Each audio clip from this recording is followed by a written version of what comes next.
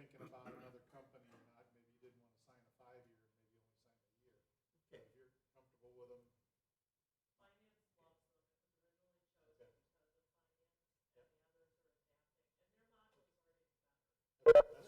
Don't forget your microphone. All right. You love that. I believe we're ready to conduct the meeting. We will start out with the Pledge of Allegiance, led by Joe Cronin, and an invocation by Mr. Elam. Can you start out with an invocation? Yes. We can do that. You first. You want me to pray first? All right, we'll do that. On the agenda. All right, let's pray. Father, we come before you tonight and just ask for your wisdom and your blessing upon this council. And we just pray for all those who are in need tonight. We know our country is going through a very trying time. And there are no good answers right now because we know that someone's going to be upset about whichever way that you go. So we just pray that you'll give us the wisdom to look forward, make a call. It's going to be the one that would have your grace and your wisdom anointed upon it. We thank you for those things that are coming before us tonight, and we just pray that your will be done. We ask all this in your name. Amen. Amen. I pledge allegiance to the flag of the United States of America and to the republic for which it stands, one nation, under God, indivisible, with liberty and justice for all.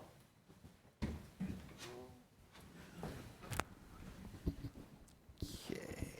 Roll call, do we? Councilmember Cronin. Here. Councilmember Brazel. Councilmember Elam. Here. Councilmember Hollander. Here. Councilmember Hammond. Here. Councilmember Schneider. Here. Councilmember White. Here. Okay, first up tonight is several conditional use permits, and these bills are up for final passage. We start off with bill number 4835.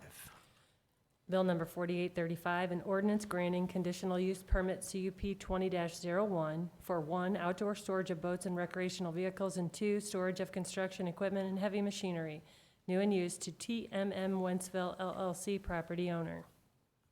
Do we have any questions or comments? Mr. Cronin? This is in my district, and like last meeting, it's a perfect place for it. Community development has addressed any concerns anybody would have. There's no reason why this shouldn't be passed. All right. We have a Exhibit C that has been timely received, and the bill is ready for final passage. So we just needed to add that onto that information onto bill number 4835. Any other questions or comments on this conditional use permit? Okay. Call Bill the roll. number 4835, an ordinance granting conditional use permit CUP 20-01 for 1, outdoor storage of boats and recreational vehicles, and 2, storage of construction equipment and heavy machinery, new and used, to TMM Wentzville LLC property owner. Councilmember Cronin. Yes. Councilmember Brazel. Councilmember Elam. Yes. Councilmember Hollander. Yes. Councilmember Hammond. Yes. Councilmember Schneider. Yes. Councilmember White. Yes. Okay. Bill number 4835 passes. Next up is the amended bill number 4836. Amended Bill number 4836, an ordinance amending ordinance number 17-070, granting conditional use permit CUP 17-06 for a rural recreational activity and a facility for weddings, wedding receptions, and other events to Edward and Tammy Barrio, property owners. Questions or comments? Mr. Cronin? The amendment was to do what Mr. Brazel suggested and change the one time from 10:45 to 11, so we'd be uniform through the county. And this is a real good facility. An ordinance amendment. This has been a good facility, and he's growing, he's employing more people, and everybody's pretty happy in the neighborhood, and his customers are happy as well. So it's a good thing for everybody. Yes. At the Planning and Zoning Commission, these folks appeared, and they seem to be going above and beyond, what is required to make this a very, very nice place. So, It's a beautiful place. He's done a nice job. any other questions or comments? Okay, please call the roll. Amended Bill number 4836, an ordinance amending ordinance number 17-070, granting conditional use permit CUP-06 for a rural recreational activity and a facility for weddings, wedding receptions, and other events to Edward and Tammy Barrio property owners. Councilmember Brazel. Yes. Councilmember Elam. Yes. Councilmember Hollander. Yes. Councilmember Hammond. Yes. Councilmember Schneider. yes, Councilmember White. Yes. Councilmember Cronin. Yes. Okay. Bill number 4836 passes. Next up is a public hearing, CDBG and Home Consortium Programs. Is that correct? We have public hearing? Okay, all right. Anybody have anything to weigh in here? Okay, we will move on. Next up is public comments, and we will read the public comments that we've received. we've received two comments, both regarding the COVID-19. The one is from Christian O'Donnell. Hello, the governor is talking about reopening the economy May 4th. Will St. Charles County follow that order, or will ours be extended like St. Louis County? Missouri has not hit its peak yet, and as I do agree some things can be open, I do not think spas, hair salons, and nail salons should be opening. Any profession directly touching other people I feel is unsafe, and I want to know if this has been discussed for St. Charles County, as you can make a decision to keep businesses like that closed for a longer amount of time. The other message is email received. There is no name on it. If we open before our neighbors, are we worried about people coming from the city of St. Louis and St. Louis County, where there are much more cases, to do business in St. Charles County? Do you think this will boost our number of cases in the county? Mr. Chairman, Yes. I should have mentioned earlier, we are conducting the meeting under a state of emergency, and we are allowing the public to participate through virtual presence, and comments that are submitted and to the meeting by the required time will be incorporated into the record of this meeting. Thank you. Thank you. Okay, so that ends public comments. Next up is an oral report from our county executive.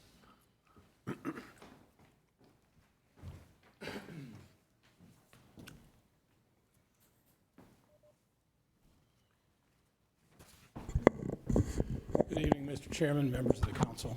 I want to give you an update on what has been going on, what went on today with regard to COVID-19, and what I anticipate will begin happening tomorrow. I want to just quickly go over the history here of these various executive orders.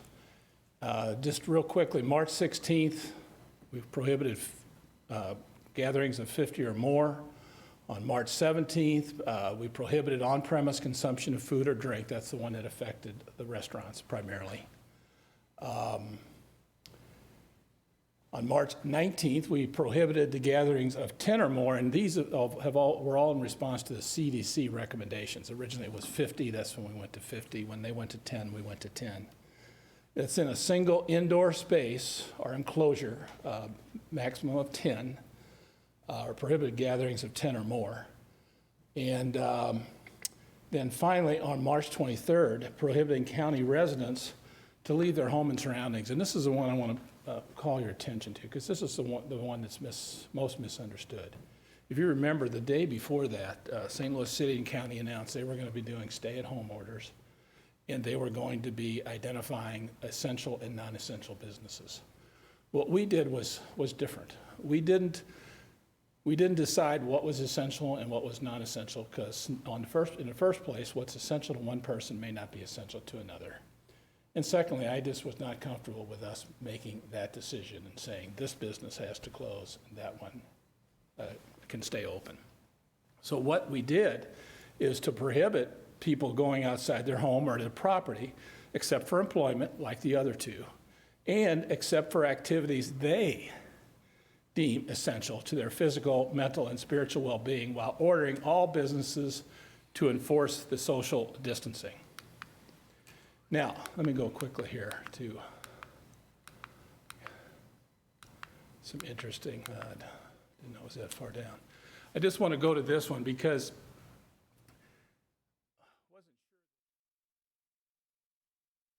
Glad that it did.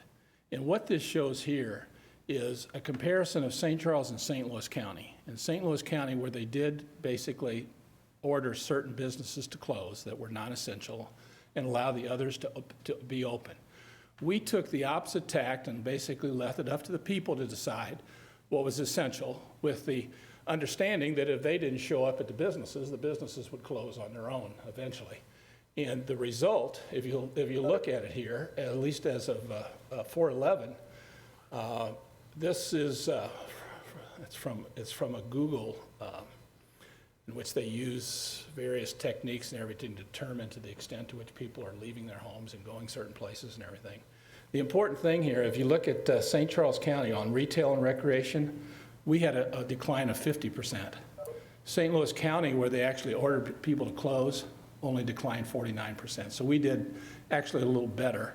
And with regard to the workplace, the decline was the same. So the good news here, there's two pieces of good news. Number two, we didn't order anybody to close, but number two, it had the same effect, allowing the people to basically dictate which businesses would close and which would stay open. All right, going back here. This is the governor's orders now. And on April 6th, he did order non-essential businesses to close. And at that point, from April 6th on, we were basically under the governor's order as far as businesses closing, not ours, but the governor's. He imposed a 10-person limit. On April 16, he extended that stay-at-home order. And of course, today, he adopted, effective on May 4th, the Show Me Strong Recovery Plan. And here's what's in there, if you haven't been following closely. And he didn't go into a lot of detail today. We've got some of this from what was sent out after 3 o'clock. But under the governor's plan, social distancing will be enforced. It will remain in effect. Residents must stay 6 feet apart. This prohibition, however, does not apply to family members or individuals performing jobs, duties that require close contact. And you can see that those people will have to wear a mask or take other precautions. And that's basically the barbers, the cosmetologists, and others with a similar profession. So they will no longer be considered non-essential. Actually, they do away with the distinction between essential and non-essential. The social distancing requirements still applies to barbers, cosmetology shops, hair salons, and tattoo parlors. Gyms and hotel swimming pools are to adhere to strict sanitation protocols. Restaurants may offer dining in service provided the limitations on social distancing and other precautionary public health measures, including proper spacing of at least 6 feet between tables and a lack of communal seating areas to parties that are not connected or properly adhered to. So again, this will provide an opportunity for restaurants, if they so decide, to reopen and to serve people under those limited conditions. The governor continues to urge drive-through and pickup and delivery options when possible. Places of worship, under the governor's order, social distancing is still required, but they are allowed to hold in-person services. They have to be six feet apart, I assume. Common practices like shaking hands and everything are discouraged by the governor's order. And of course, they still encourage the churches to be careful and to practice proper social distancing. My guess is that they're going to be pretty conservative about that, and hopefully go through a step-by-step process to try to get back to something like normal. Locations, events such as movie theaters, weddings, school graduations still have to adhere to social distancing. Fraternal organization, youth sports camps, again, the social distancing is not leaving, it's not going away. The role of public health authorities, including our own, will remain the same. The guidance in his previous order regarding retail sales, grocery stores, with the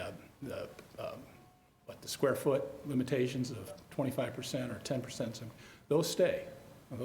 Now, we never did adopt anything like that. So that is one thing in which we really, again, we were dependent on the governor, we will continue to be. Businesses should encourage continued use of teleworking, et cetera, and we'll be doing that in the county. Now, here's, let's see, I asked them to switch these two around.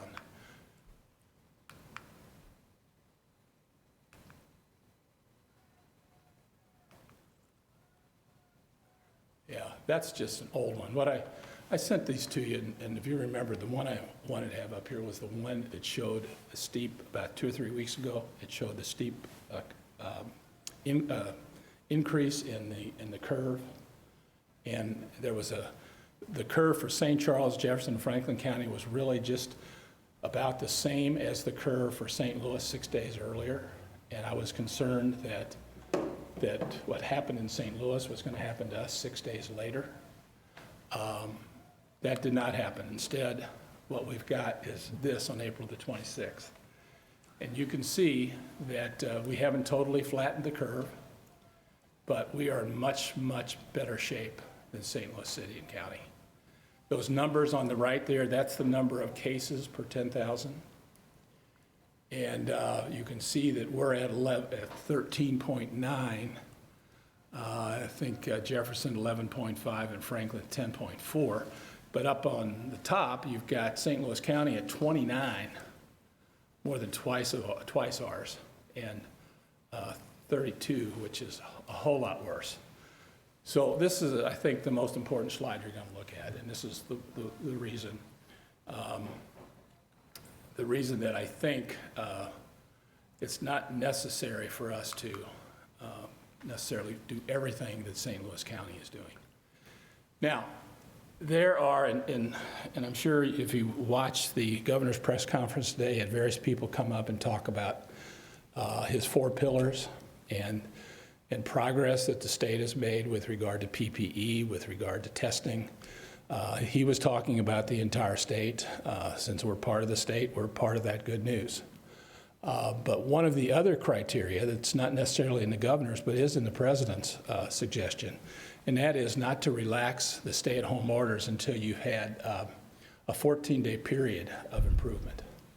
And if you look at the graph there, that shows the number of cases on each day up until the day going back, I'm not sure how far.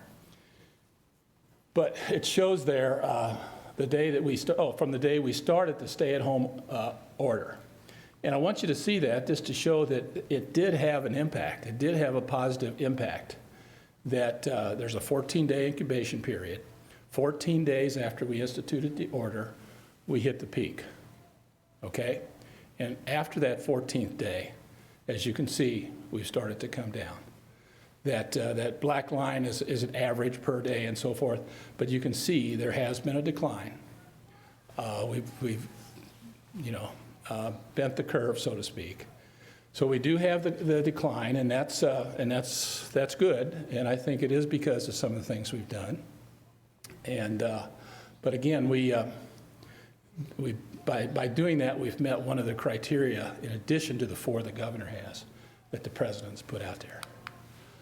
This is just another, these are the contacts to a positive COVID-19 case identified by the date, okay? This is when we call the people and ask them and do the contact tracing. When did you first start feeling bad? The other one is based on the day we found out. This is based on the day that they told us they first started having the symptoms. So again, generally it's the same story, but a little bit different in terms of the timing. And this is the number of St. Charles County by symptom onset days. Did I get that wrong, Julian? You reversed them. That's what I just said of the last one. This is the one. So what is this one? This is, and Demetri's on the line, he can contradict me, but I believe this is, so once we call a positive, that we get back the test on, and we ask them about their contacts. These are the numbers of contacts each day that are added by the date that. Okay, so this is not the growth in cases, but the growth in contacts by their department. Right. Okay, So when you see that almost 700 people that were following, this is how that was amassed. I apologize for that mistake. Again, this is what we looked at before. This is, you know, we have a great system of monitoring our roads have had for years, and usually we use that information to convince MoDOT we need a wider road or another new road or something. You can see here that the stay-at-home order did have an effect. Did have an effect, but it's What's the last date on there? today, Yesterday, yesterday, Sunday. yeah, Sunday. there were a lot of people. Yeah, I think, I think that's starting to erode. I think more and more people are thinking, yeah. And of course, you can see the Sundays. The next one's even more so because that's the bridge traffic. There's the bridge traffic, and you can see the weekends on there. But you can see it's starting to creep up a little bit, even with the orders that are in place. Anyway, given all those facts, we intend tomorrow to go ahead and amend all of our orders that are stricter than the governor's, to go ahead and come in line with the governor's orders. Okay, and there's a few things that, yeah, we'll do that. We just found out at 3 o'clock today, so we didn't have time to draft the language. But we'll issue that tomorrow. It'll be effective on the same date as the governor's, which is a week from today. And like I said, anything that we're more strict, we'll amend so that we're in contact with him. I think in terms of things where we were less strict, like not deciding ourselves who's essential and non, I think we'll just leave that alone. I just as soon have people know that we're leaving it up to them in that regard, or at least, or to the governor, at least until Monday, and then it'll be up to them again. Yes, sir. First of all, as a citizen, an elected official, and a businessman in this county, I think you and the governor are spot on in your reaction to this, okay? I think the orders that you did were common sense. I don't think they hurt people too bad, but they also helped a lot of people too as well, economically. So I'm going to compliment you on that. But I do have a problem, and I've told Joanne a little bit about this. This Dr. Alex Garza, who's the head of the pandemic for the region, okay? And he's quoted in the paper saying our best marker for what's going on is more testing. And on this grid here, it says that until more testing is available. The state, Dr. Williams with the Department of Health and Senior Services, he says we got all the testing you want. Donald Trump says that we have beautiful testing, tremendous testing. Garza says... Yeah, I was planning to go into that until I saw the governor's press. Oh, go ahead. Can I just finish for a second? Okay, so it's repeatedly in the paper, this Dr. Williams, and I called his, talked to his secretary, sent him an in-depth email, but I'm sure he's busy, he hasn't responded. He's saying they can do 70,000, they've done 70,000 tests, and they can do 7,000 a day. That's what he said repeatedly in the paper, and it's on DHSS's website too, these numbers are. So I'm not making them up, neither is the Post. My question to this is, we have 7% of the population, we have a little shy of 10% of the cases, and this might... Why are we not getting our proportionate share of testing? You know, if you look at the numbers, if they have 70,000, okay, done 70,000 tests, anywhere between 5,000 and 7,000 should be our people, because we're 7% of the population. But we've only done a little over 600 tests. So that's my problem. And by proportions, you would think we would have between 5,000 and 7,000 tests done in this county, and we've had a little better than 600 according to the numbers that are reported to us. Can I speak to that for a moment? You don't want me to? No, of course not. Let me first of all say that this has been a sore spot. And that's not anybody in the county dropping the ball. Let me just say this has been a sore spot, and Yeah. let's see, it's 7 o'clock, 4 o'clock yesterday afternoon, we, for the umpteenth time, raised that issue to Dr. Garza and his folks, that we really don't know exactly what our testing numbers are. We have to assume they're being fair and they're testing our people as much as anybody else. But we can't say that for sure.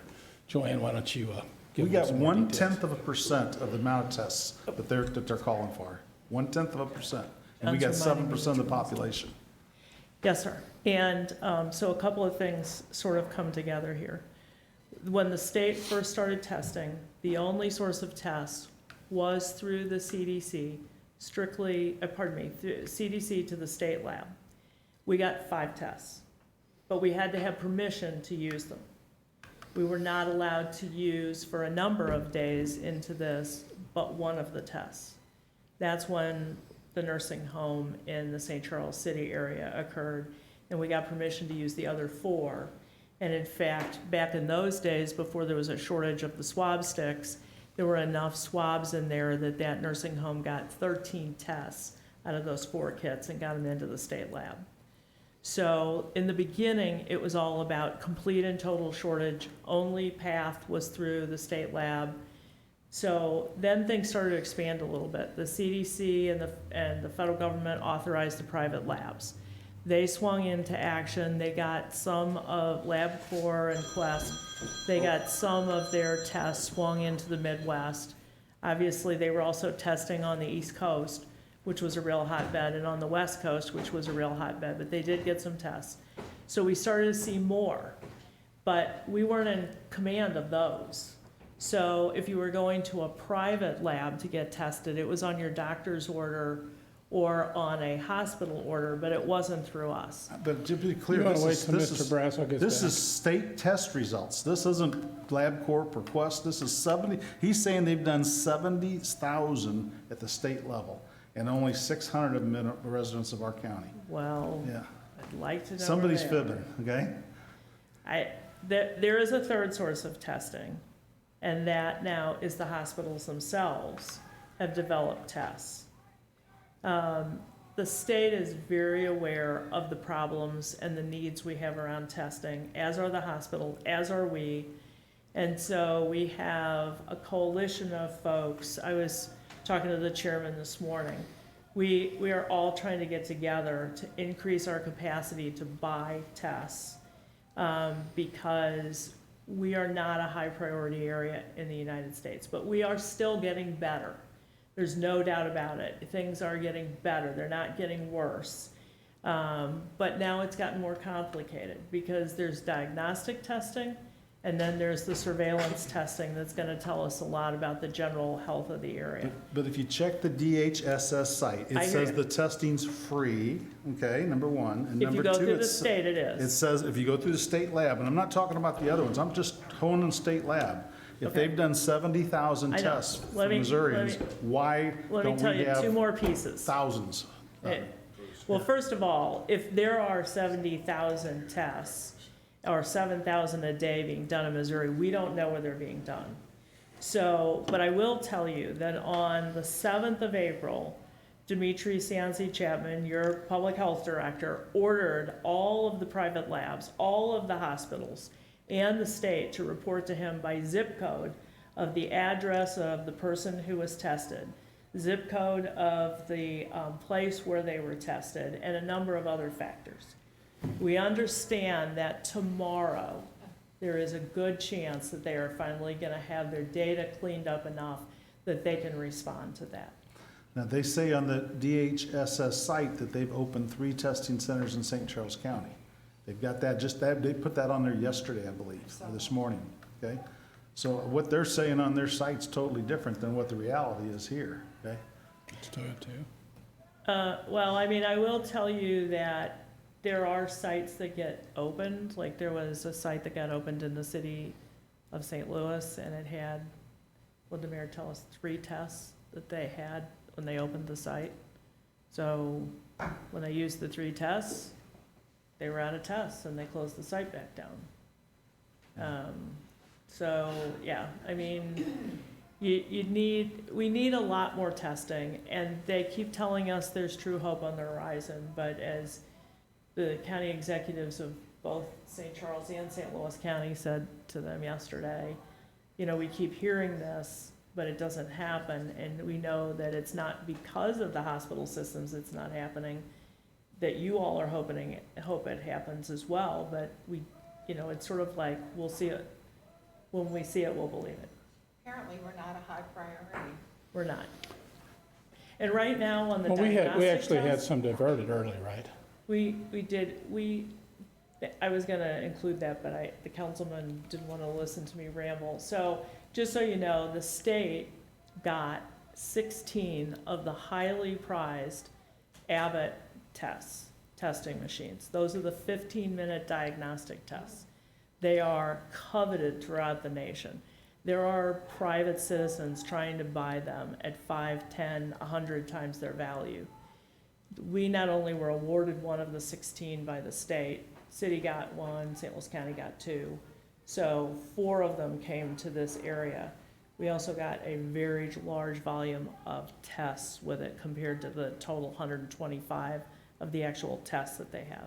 And they're beginning to be able to source some tests for that. So we're hopeful that that will continue to grow as well.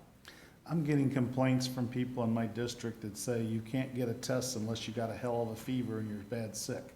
In fact, especially people that got exposed to that through that postmaster's actions in Winsville. So, I mean, there's people that have been exposed, they know they've been exposed to it, they get a cough, but they're not running 102 fever or whatever, so they can't get a test. And that, to me, it's ludicrous. We have that problem when they say they've done 70,000 tests statewide, and we've only got 600 tests in this county. When we have testing on demand for people who are symptomatic or the contacts to the people who are symptomatic, and when we have surveillance testing, we will be far better off. But that's gonna be probably a ways away. We hope it's 2 to 3 weeks away, but hoping doesn't necessarily bring it here. I mean, this guy, I don't know who this Dr. Williams is. He states in there, we have excess capacity. And so there's a disconnect somewhere, There is. okay? Thank you. And again, I remember hearing that they were going to allow testing to be done at pharmacies. I can't remember if that was the governor or the president or some crackpot somewhere, but do you know anything about that? I didn't hear that one, so I can't. Okay. But we can find, I mean, in the end, there wouldn't be any reason not when they're Yeah, sufficient. just like you can go get your flu shot, you could go and get a test. we can find places, we just can't find the tests. But anyway, before the governor's people went ahead and went through all these testing things, I felt like I had to address it, and my opening comment was, the situation is better, but still inadequate. And yeah, there are some questions about the numbers.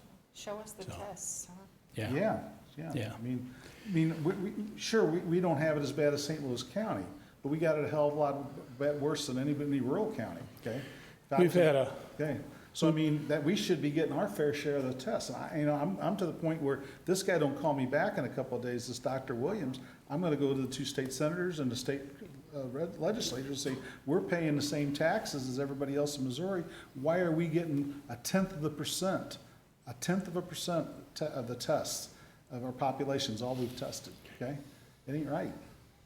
we've had a conference call with the governor the last 3 Tuesdays, and in each of those, we've raised this. And of course, he keeps assuring us, help is on the way, just as the hospitals in St. Louis have. But no, it's not here yet. Not sufficient. How many Missouri residents have been tested? Do we know total? 70,000. Yes, they claim 71,000 tests in today's report. And what was the percentage of those people who had the COVID-19 virus? 2.5%. Just about 11%.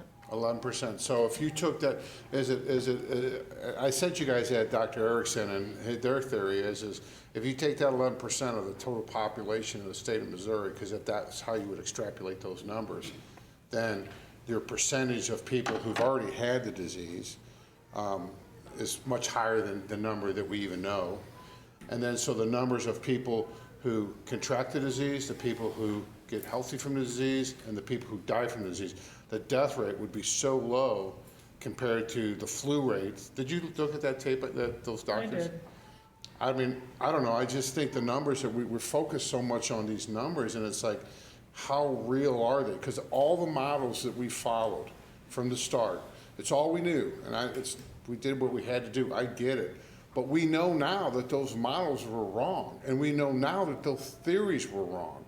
So when you have the data that we have now, shouldn't we be following fact rather than fiction? And so we were following what we thought we had to follow, and it's no one's fault.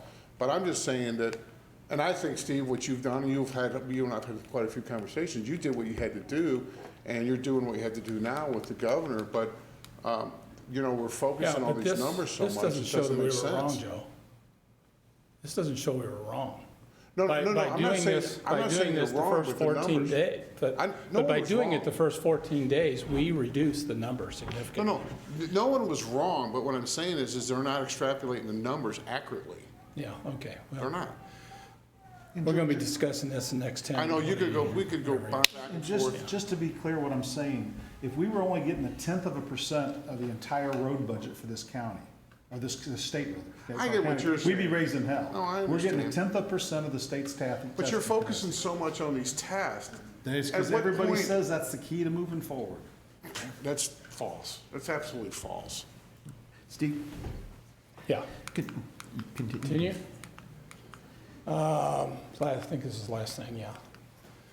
I want to make sure, just take this opportunity to make sure people that are listening understand the difference between a stay-at-home order and a quarantine order. Okay. I even see journalists, and headline writers getting the two mixed up. What we've been talking about, and what all the controversy has been about, is the stay-at-home orders, in which we're ordering everybody, whether they're infected or not, to stay at home except for certain situations. That's what we are relaxing here. The quarantine order is an entirely different thing. And the quarantine is what we do after we're notified that a person is infected. And the health department calls them, finds out who they've been into contact with, talks to those people, basically traces the contact, and all the people that are infected, and maybe even some of the people that have had close contact with an infected person, are ordered to quarantine. And we've had, over almost 900 contacts like that with people? And we're at 600 plus active quarantines. And I don't want anybody to think that by relaxing the stay-at-home order, we're going to somehow relax the quarantine order and let people who are actually infected leave their home and, go out and shop and eat in a restaurant. Now, we're limited on how we can enforce that. And we've had tremendous response, I think, by the people of St. Charles County in cooperating with us on this. And I think, 99.9% of them understand if you're sick, you've got to stay home or else you're going to infect a whole bunch of other people. The infection rate 3 weeks ago was 2.3 and per person. For everybody who had the infection would infect 2.3 other people. And for the last week or so, it's been down under 1. Okay, so again, we've made progress. And that's why some people, doctors, are urging us, hey, don't stop now because we're making this progress. We don't want to slide back. And that's strictly a judgment call that has to be made. And the two people who wrote letters to us are not going to be happy with what I've just announced. But, we'll hope that I'm wrong. And one thing I would tell them is we're not ordering people to leave their home. Okay? That's the good thing about going in this direction. We're not ordering anybody to leave. And in fact, I think some of the people who think that just opening these businesses, all of a sudden the economy is going to come back. I wish it would, but I'm afraid it won't. It took 2.5 years after 9/11 before we had the same number of people flying as we did the day before. So what I would really love to do at our next meeting, if not then the meeting after that, is actually come up here and show people, hey, we've made progress, and start actually encouraging them to leave and letting them know that we think it's safe. Now, we can't guarantee it's safe now, but what we can guarantee is on these quarantines, the county health department has done absolutely everything we can to identify these people and keep them in their homes until they're well. And we can guarantee them that we've done everything we can to make sure when they go to that restaurant, the person sitting behind them doesn't have COVID-19. But that's all we can do right now. I hope these numbers continue to improve. In the meantime, we need to continue the social distancing. And I've talked to several restaurateurs, and they vary. Some are biting at the bit to get open on Monday, and others are are very concerned because they, as business people, they understand that their customers are going to be looking to them to do everything they can to make sure that they're safe. And a lot of them understand if they don't do that, I mean, they could have a bigger problem down the road if people come in and are infected in their establishment. So I mean, I've had to make a tough decision today. I think every business person out there has a tough decision ahead of them, whether to open. They don't have a choice on the social distancing, but I think, and again, I was proud of the fact that our people made the right decision to not go to non-essential businesses. I have confidence in people of St. Charles County. They're going to make the right decisions here. They're going to not go to places that haven't taken the necessary precautions, and they're going to protect themselves and their families. And another thing that every year we, I don't know, last 2 or 3 years, 2 out of the last 3 years, I think we've been named the healthiest county in the state. I think that's one of the reasons why you see that divergence. And you see our numbers are half of what St. Louis County is. Okay, we're very lucky. We don't have as many poor people as some other places do. The people that we have tend to make better decisions on lifestyle choices. And yes, we have health problems like everybody, but not quite as bad. And the fact that we are a healthier county and people have made those decisions, I think is why I feel confident right now in taking the step we're taking. So if you have any other questions, I'd be glad to answer them, or Joanne can, or we have Demitri available, and also Mike, right? Mike Robert. But I hope I can come back in 2 weeks and tell you everything's going great. Thanks. Thanks a lot. Mr. Elam. So are we going to have on the website reference material for people to come back and say, okay, so it is X amount of people that can still be together, or here are the restrictions that are still in place? Are those going to be on the website that people are going to be able to see and follow up with?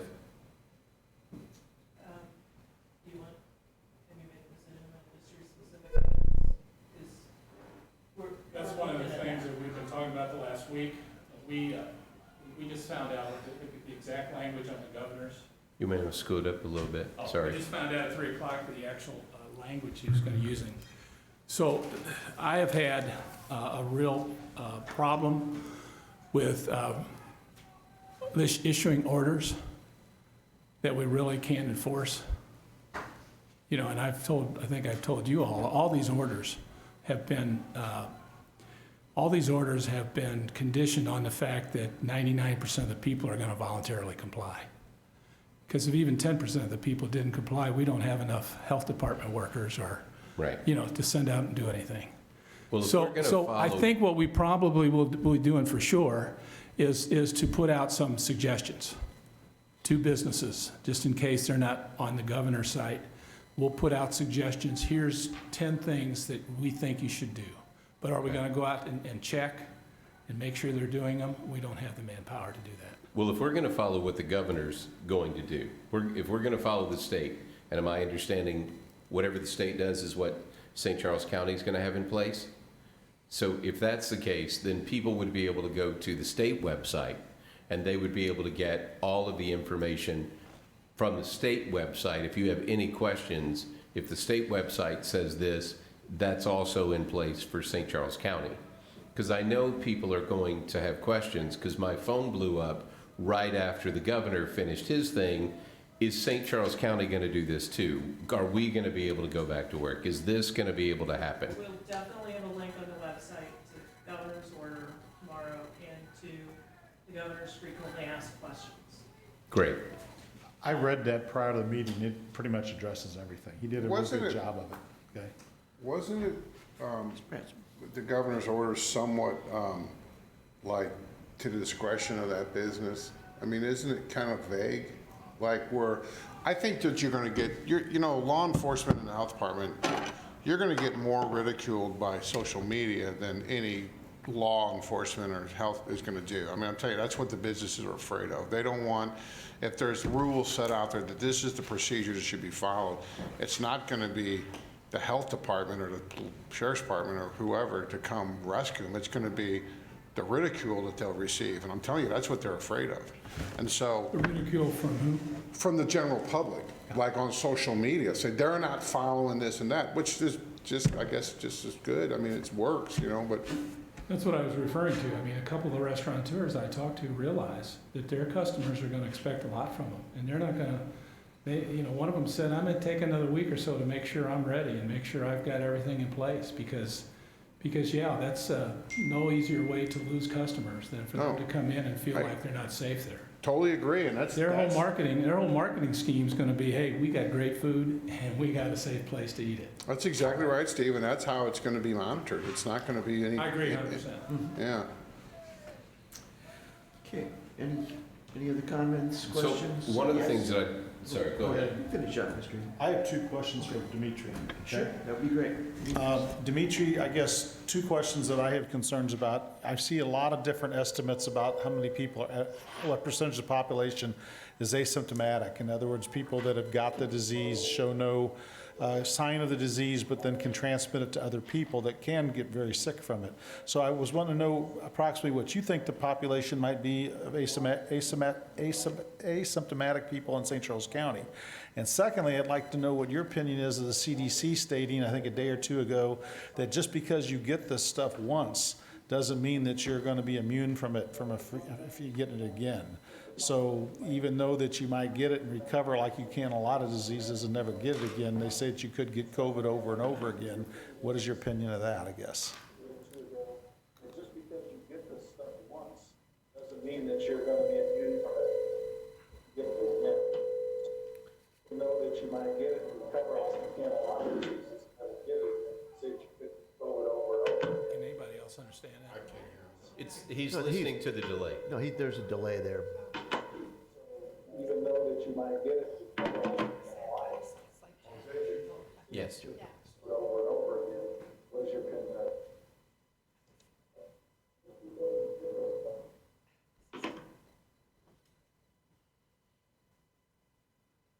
Is Demetrius available? Yeah, no, that's bad. Hello. Hello. So I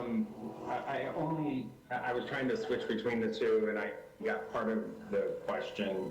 I think it was, how many people do I think are asymptomatic?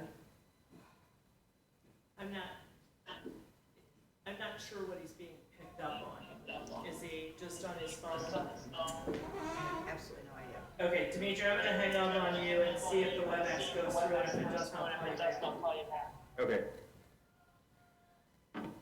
Are you on? Can we hear you? Can you hear me? We can hear you. Can you hear us? He has to be able to hear us. This is pitiful technology. It's terrible, yeah, unbelievable.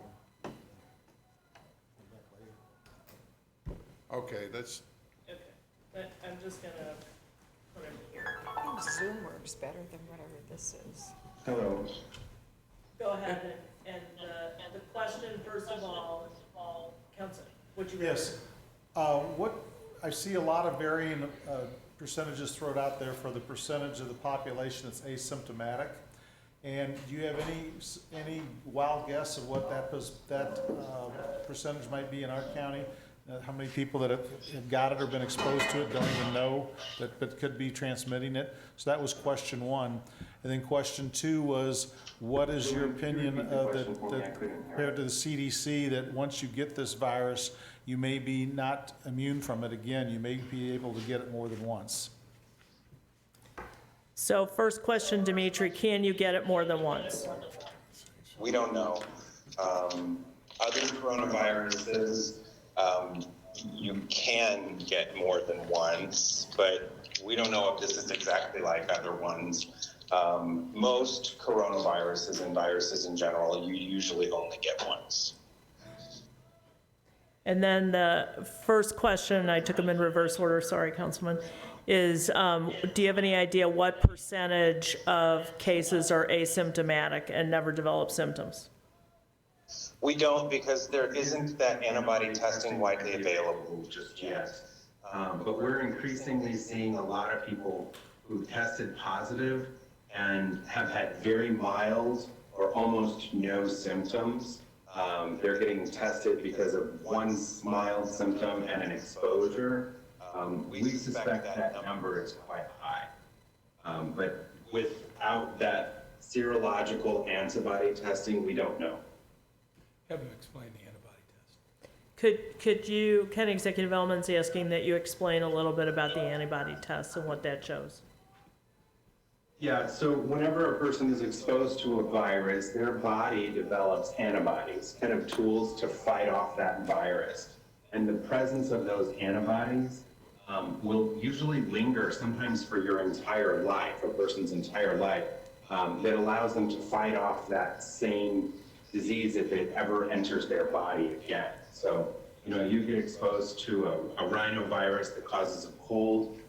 You'll usually have the antibodies against that rhinovirus for the rest of your life. You'll always be able to fight it. Your body will know what it needs to do to fight that particular infection when you're exposed to it again.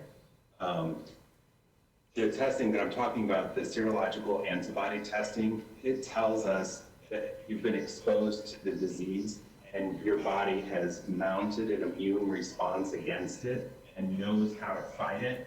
We don't know how long those antibodies last for this particular disease. So that will let us know how many people had it but were non-symptomatic, right, John? Right. I didn't hear that. The county executive was just saying that doing the antibody tests will begin to ferret out the population that had it but were asymptomatic. Correct, yes. Any other questions for the health director? Okay, Thank you, Demitri. thank you, Demitri. Thank you. All right. Are we ready to move on? Okay, I believe so. Next, what's that? No, No, you have anything? I'm not going through that anymore, so we'll just deal with it another time. Okay. All right, next up is the consent agenda. Do I have a motion to approve the consent agenda? I have an item I'd like to remove. from the Okay. consent agenda. It would be the parks purchase. Second. Okay, so we have a motion to remove the parks purchase from the consent agenda. I believe what we do, our new procedure is to discuss this first, right? Or not? Yeah. That's what we've been, You can discuss, yes, you can discuss this item. this item right here, and then if we, okay. Point of order, though, I'd like to know is, like, for instance, this, I don't intend to vote for this, but I want to vote for the rest of the consent agenda. So I'd like to have the ability not to be either or. I'd like to be able to vote for the rest of the consent agenda and not this, and sometimes that's not clear when you vote, so. Okay, yes, Counsel. I think the procedure has historically been that you remove and vote on that item and then come back and take up the consent agenda after that vote. So we would take that issue off, discuss it, and then take a vote on it, and then go back to consent agenda and take the consent agenda up, depending on that vote of whether it incorporates that item or not. Okay, so we'll do that, Counsel. Okay, thank you. Okay. All right, so let's discuss the Parks Department issue. I'm with Joe on this one. I would not attend to vote. I won't vote for it right now, but I would like to say, I think it would be only fair to pull it off. And then at the next meeting, when we have public comment, and John Greifhughes can be here and he can explain his position so we completely understand it. We can't do it over this internet thing. It isn't working. And we'll just see what it is, and maybe in between time you can call us, we can do a little more homework. And then that's what I would recommend. We just don't vote it down. We just wait to see what, gather more information. That's fine. Okay, so I would need a motion to table this particular part of the consent agenda. I'll make a motion to table this Parks bill. I'll second that. Okay. All those in favor say aye. Aye. Opposed? Okay, so that has been tabled. Now we will consider the rest of the consent agenda. Do I have a motion to approve the rest of the consent agenda? So moved. Second. Okay. All those in favor say aye. Aye. Opposed? Okay, the consent agenda has passed. All right, next up is bills for final passage, beginning with bill number 4837. Bill number, Yes. Read the title, we'll read the title first. Bill number 4837, an ordinance amending the zoning district map of the county of St. Charles, Missouri by rezoning land from A agricultural district to RR single family residential district as per application RZ 20-01. Mr. Cronin. Mr. Chairman, I would like to withdraw this bill with a little comment. Okay. Or I'm withdrawing it. Basically, I'll read this from the applicant, okay? It says, I wanted to let you know that we will not be going forward with our request for rezoning. Your bill, referring to the bill we passed for the minor subdivision plots, made our decision easy and will save us far more money than the cost of the application fee. The bill was a great common sense move for the county, and my wife and I want to sincerely thank you. And this Tom DeBray, he was the applicant.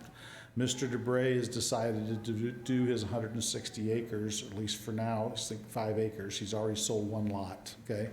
That area has pretty farm-to-market roads. It's a pretty rural area. So I think the bill that we passed a few weeks ago has had the required effect. He's looking at it. He can make more financial sense by doing the minor subdivision on 5 acres, okay? And as a result, we're going to have somewhere, instead of 3 acre developments, when you go to 5 acre developments, you end up having about 40% less development, okay, as far as terms of roads and the like.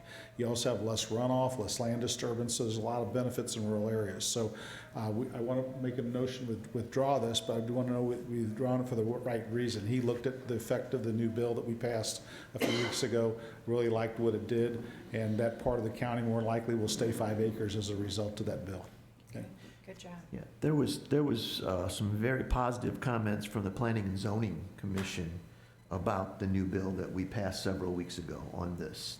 They were appreciative of the fact that these folks now no longer have to come before them for, making that decision between 5 acre and 3 acre lot. I need 3 people to concur. I Concur. I concur. And, okay, Mr. Hammond concurs, okay? So that being said, the bill number 4837 is withdrawn. Is that correct? Do we need a vote or not? Okay, all right. Next of all, we will bring up bill for final passage, bill number 4838.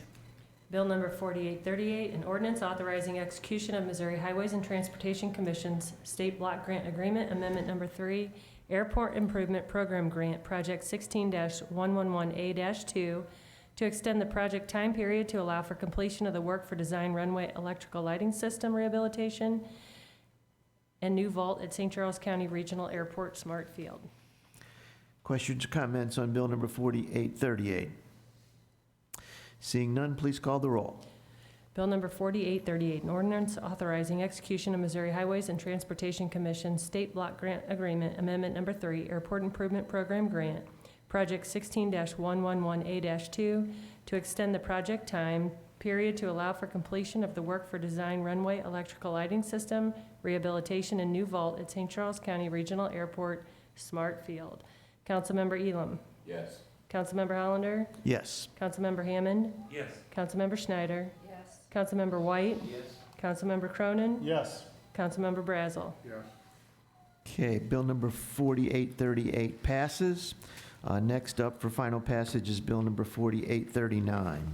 Bill number 4839, an ordinance approving agreement with the Missouri Highways and Transportation Commission for improvements needed to reduce congestion on I-70 from Cave Springs Boulevard to Fairgrounds Road.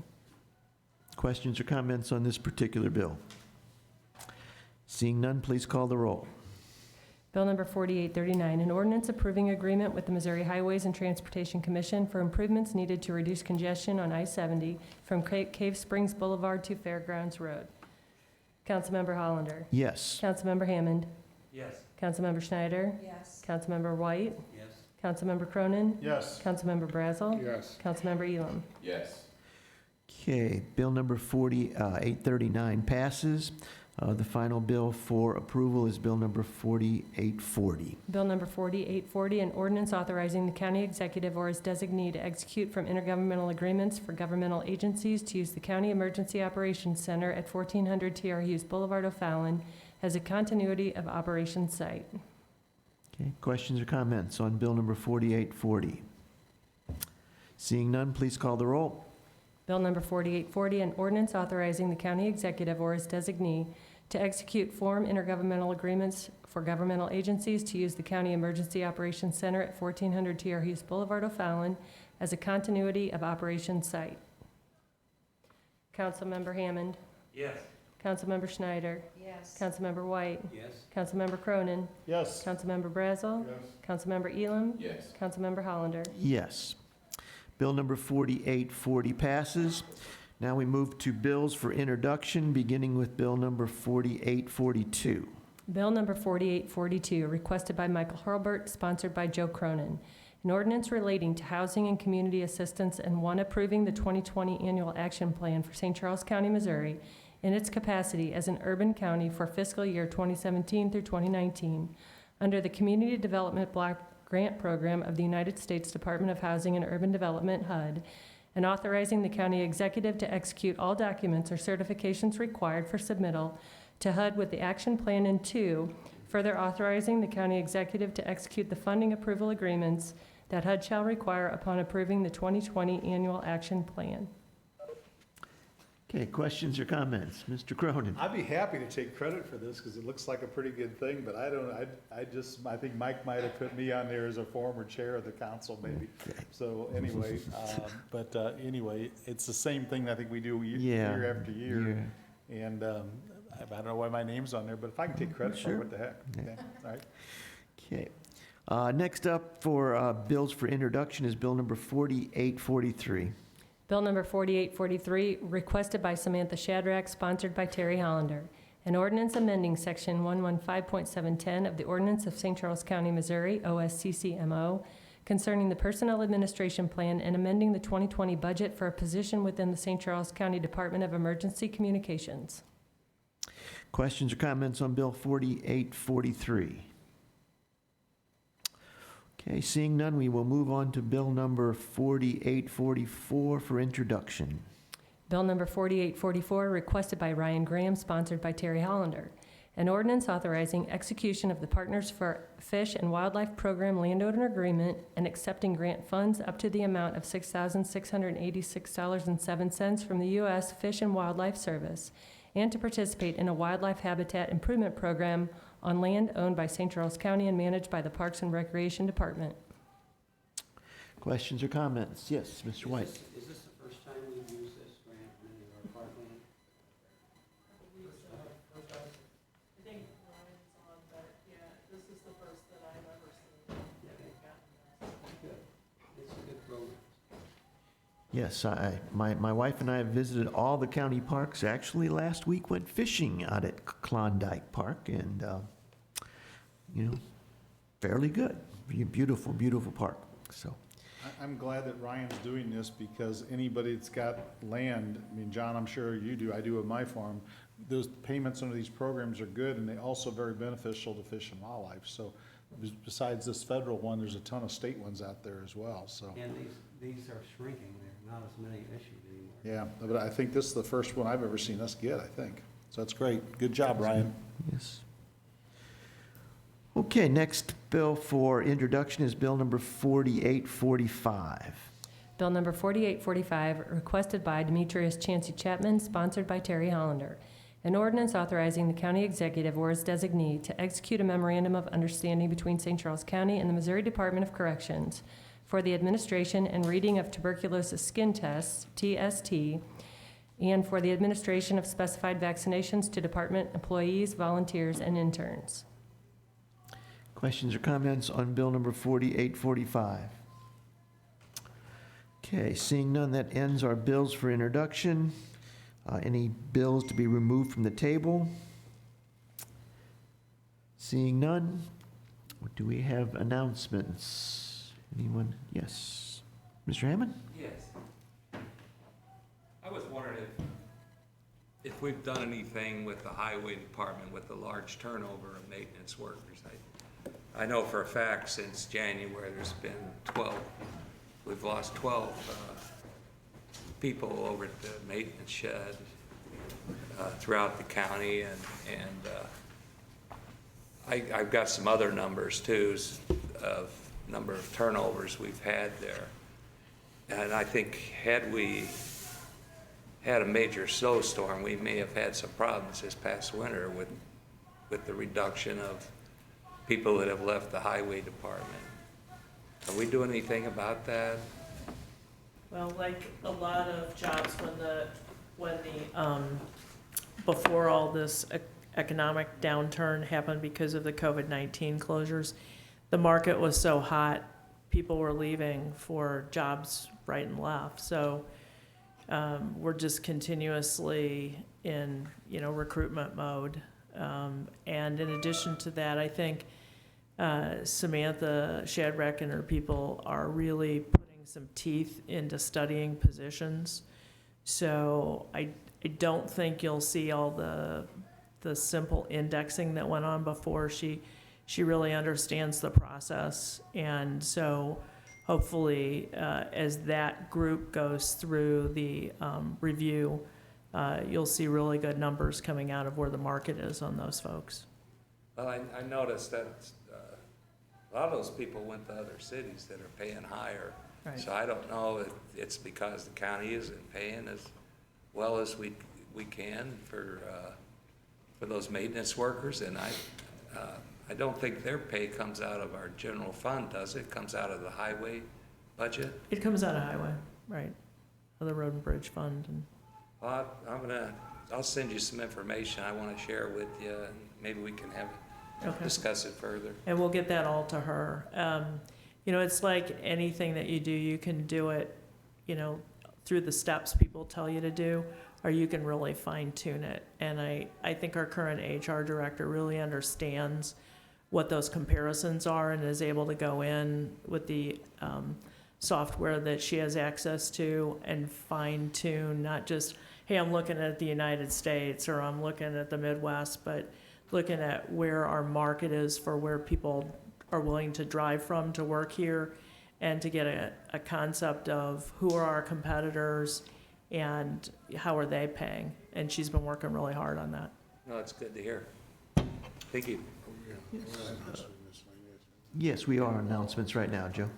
Steve or Joanne, can we, yesterday, like Nancy said, I was talking to her on the phone yesterday as well. I was in Defiance doing some mowing and things like that, and Did you find your glasses? I left them in a pickup truck. I thought I dropped them in the field. I couldn't read anybody's text. Steve, you said I couldn't read. I didn't have my glasses. But anyway, it seems like everybody, I'm sure you're getting this from everybody, everyone from St. Louis County, St. Louis, everyone comes down to our area, which is wonderful. The parks are great. You got the Katy Trail. But I'm telling you, can we get some enforcement out there if the weather's good this weekend, just for speeders? And it's like a parade. I mean, it's just crazy. 94 was packed. We've had double enforcement in parks. I've seen some deputies out, or I always say deputies, but I've seen some police officers out there. They've been doing fairly well, but I'm telling you, there are a lot of people out there, and a lot of people are calling me. St. Louis County closed their parks. We didn't close ours, but we did double the police presence out there. So maybe they need to get out of the park a little bit. Well, yeah, and they're doing a good job, but it's just crazy, Steve. It's crazy, and so it's just, if we can do anything about it, just have some presence down there on the highway on 94. State highway patrol don't do anything. They're not even out there. I'll let the chief know that you'll have been seeing that. Yeah, I think with the good weather, at least Sunday of this past weekend, and then the weekend before, people were crazy to get out. Taking a drive. Insane, yeah, because they have nowhere else to go, and we welcome everyone, but it's just, wow. Put up a tip jar or something. Mr. Cronin, you have... I just want people to think about two outstanding citizens we lost this last few days. One being Officer Bush, who was a Air Force veteran, I believe a 50-year police officer for St. Charles County. He passed this week. And then also Ozzie, or Orville Mayer in O'Fallon. He was a city treasurer for O'Fallon for decades. He was also an officer for Bank of O'Fallon and Boatswain's Bank of O'Fallon, very involved in churches out there. And I have a special connection with him because I met my wife 48 years ago at a party at his house. But just an outstanding man as well. A lot of his entire life he led in various capacities in the local area. So think of those two families in your prayers. Ozzie was also a World War II veteran in the Army Air Corps. So anyway, I just thought I'd mention that real quickly. Appreciate that. Yep. Anyone else? So, Yes. couple of things. So, I think it's important for everybody to remember, and the county executive, I think, said it very well. When you open up your freedoms, if you will, and everybody's going to start going back to their version of normal life, if you're in an at-risk population, you have to make sure that you take care of yourself. And we've always been a very good county that's been very good at personal responsibility. I was reading some great discussions, let's call them, on social media, because no one ever gets fired up on social media, right? Just because someone disagrees with you, you should probably take into account the way that you feel and how you're going to respond personally as to how you're going to respond to things being opened up.